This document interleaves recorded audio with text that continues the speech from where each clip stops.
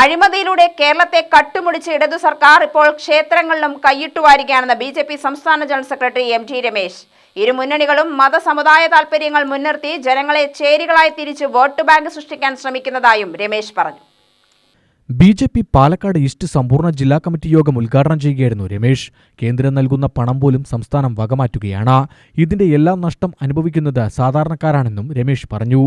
നാളിതുവരെ കേരളത്തിൽ ഒരു രാഷ്ട്രീയ പാർട്ടിയും വികസനം എന്നുള്ള അജണ്ടയെ മുൻനിർത്തിക്കൊണ്ട് ഒരു തെരഞ്ഞെടുപ്പിനെ നേരിട്ടിട്ടില്ല.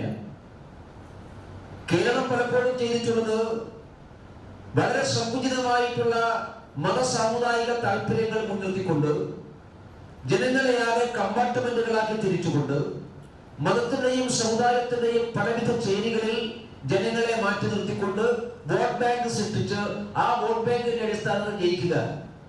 ഇതാണ് കാലാകാലമായി കേരളത്തിലെ പരമ്പരാഗതമായിട്ടുള്ള മുന്നണികളെല്ലാം ശീലിച്ചിരുന്നത്.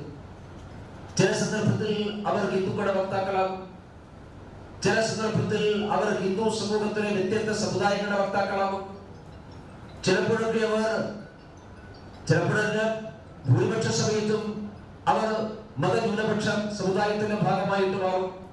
ഇങ്ങനെയെല്ലാമാണ് കേരളത്തിൽ തെരഞ്ഞെടുപ്പ് രാഷ്ട്രീയം രണ്ടു മുന്നണികളും കൈകാര്യം ചെയ്യാൻ.